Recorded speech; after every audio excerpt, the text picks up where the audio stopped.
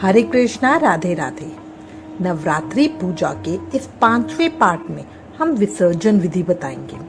पहले 4 पार्ट में हमने आपको पूरी पूजा की विधि बताई है। घट स्थापना कैसे होती है, अखंड ज्योत कैसे होती है, खेतरी कैसे बीजते हैं और करसी कैसे होती है।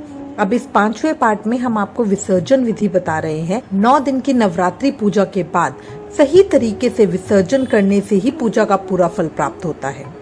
9 दिनों की नवरात्रि पूजा में पूजा द्वारा सभी चीजें सिद्ध हो जाती हैं। उनका पूजा के बाद क्या करना चाहिए, उसी का विवरण मैं इस वीडियो में दे रही हूँ। नवरात्रि पूजा का मतलब है माँ की साधना के 9 दिन, इसलिए नवरात्र पूजा का विसर्जन दशहरा पूजा के बाद होता है। बहुत अच्छा रहता है दशहरे पे घर में हवन करवाएं। इससे अगर पूजा में कोई गलतियां हो तो उसकी क्षमा मिलती है, घर का शुद्धिकरण होता है। सबसे पहले हाथ में चावल और फूल लेकर माँ पर चढ़ाते हुए बोले, हे देवी माँ, आपकी कृपा से ये नवरात्र पूजा संपन्न हुई। हे माँ, आप अपने सभी रूपों के साथ माँ लक्ष्मी, माँ सरस्वती की कृपा हमारे परिवार पर सदैव बनाए रखना। हम अज्ञानी पूजा का विधान नहीं जानते। अगर पूजा में हमसे किसी भी प्रकार की कोई भी गलती हुई हो तो उसे क्षमा करें। अपना आशीर्वाद सदैव हम पर बनाए रखें। हमारे इस घर में सदैव विराजमान रहे। हमें सुख समृद्धि, धन, सद्बुद्धि, विद्या, विवेक प्रदान करे। इस तरह प्रार्थना करते हुए चावल और फूल माँ के चरणों पे अर्पित कर दी। अब हमने जो अलग अलग चीजें स्थापित की थी, जैसे घट की स्थापना की थी, अखंड ज्योत की स्थापना की थी, खेतरी बीजी थी, उनका किस तरह से विसर्जन करना है, उनकी हर एक चीज का क्या करना है, वो मैं आपको डिटेल में बता रही हूँ। सबसे पहले बात करते हैं कलश या घट की। कलश के ऊपर जो हमने नारियल रखा था वो प्रसाद होता है। उसे परिवार के सभी सदस्यों को मिलकर खाना चाहिए।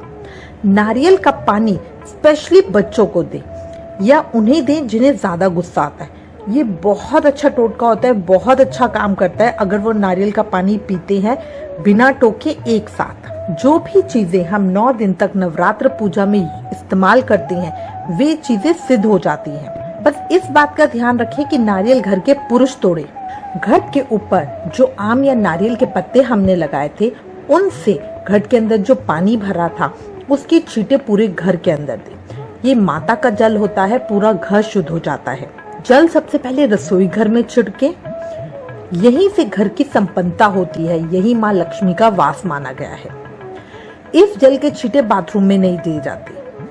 थोड़ा थोड़ा पानी घर के सभी मेंबर्स पिए। बचे हुए पानी को नहाने के पानी में मिलाएं। स्पेशली बच्चों के नहाने के पानी में इस माता के जल को मिलाएं। बच्चे बहुत आज्ञाकारी हो जाते हैं। जो चुन्नी नारियल पे बंधी थी उसे अपनी गाड़ी में बांध सकते हैं, व्यवसाय स्थल पे बांध सकते हैं। ये बहुत पवित्र और पावन चुन्नी होती है। जो हमने अष्टदल कमल बनाया था उसके चावल पंछियों को डाल दे। जो जल के अंदर हमने सिक्का डाला था, सुपारी और इलायची डाली थी, उसको अपनी तिजोरी में रखना चाहिए। इलायची को प्रसाद के रूप में ग्रहण करें। अगर कलश पीतल का है तो उसे रख ले और बाद में पूजा में दोबारा इस्तेमाल कर सकते हैं। अगर मिट्टी का है तो उसे बहते जल में विसर्जित कर दे। अब अखंड ज्योत। जिस दिन कन्या पूजा होती है उसके बाद अखंड ज्योत में घी नहीं बढ़ाते। धीरे धीरे जो भी घी ज्योत में है वो जलता रहेगा। लास्ट में बहुत थोड़ा सा घी बचता है। इस दीपक को कभी खुद से नहीं बुझाते, ना फूंक मार के, ना हाथ से, ना घी इसका निकालते हैं वापस। इसे अपने आप पूरा होने दे। ज्योत के पूरा होने के बाद दीपक को उठा ले। अगर दिया पीतल का है तो रख ले, अगली बार इसे ही इस्तेमाल कर ले। अगर मिट्टी का है तो उसे भी विसर्जित कर दे। दीपक के नीचे जो पैसे और चावल रखे थे, चावल पंछियों को डाल दे, पैसे तिजोरी में रख ले। खेतरी या नवरात्र।